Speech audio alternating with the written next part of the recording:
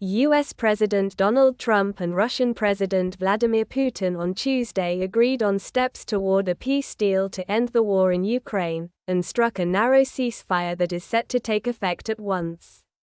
"We agreed to an immediate ceasefire on all energy and infrastructure," Trump wrote in a Truth Social post after his call with Putin, which lasted at least 90 minutes. "That agreement came with an understanding that we will be working quickly to have a complete ceasefire and, ultimately, an end to this very horrible war between Russia and Ukraine," Trump wrote. Trump's post echoed the Kremlin, which said after the call that Putin agreed on Russia and Ukraine refraining from attacking each other's energy infrastructure for 30 days. Putin immediately issued an order to that effect to the Russian military after the call, the Kremlin said. The White House, in its own readout of the call, said Trump and Putin also agreed to technical negotiations on implementation of a maritime ceasefire in the Black Sea, full ceasefire and permanent peace. Those negotiations will begin immediately in the Middle East, the White House said.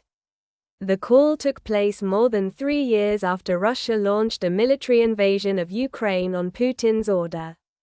Ukrainian President Volodymyr Zelensky said last week that Kyiv would agree to a 30-day ceasefire of all hostilities, but only if Russia also signed on. The White House did not immediately respond to a request to confirm the accuracy of the Kremlin's summary of the call. The White House's readout said that Trump and Putin also, broadly, discussed the Middle East as a region of potential cooperation to prevent future conflicts.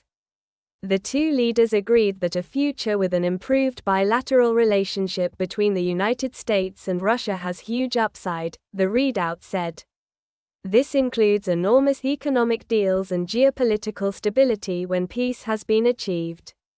Before the call, Russia was expected to lay out its conditions for a break in the fighting during the call, which could include all weapons shipments to Ukraine being halted, according to unnamed sources cited by Bloomberg. Trump has signaled that the US could be willing to compromise with Russia, too.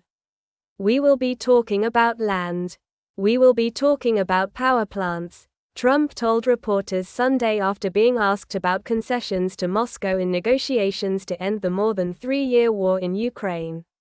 "I think we have a lot of it already discussed very much by both sides, Ukraine and Russia.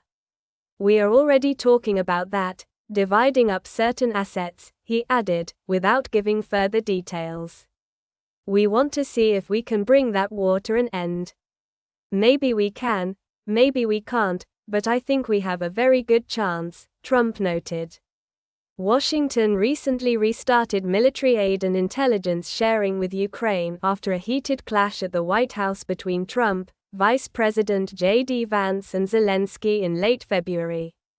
Putin last week said that he agreed to the idea in principle while listing caveats and requesting further negotiation.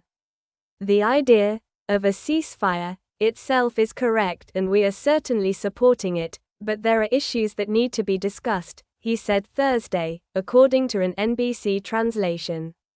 "I think that we need to talk to our American colleagues and partners," Putin said. "Maybe call President Trump and discuss it together.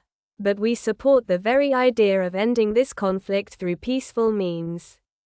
Putin also said a deal must lead to long-term peace and eliminate the root causes of this crisis, and questioned both the enforcement of the ceasefire and whether the 30-day pause in fighting would allow Ukraine to supply weapons or train newly mobilized units.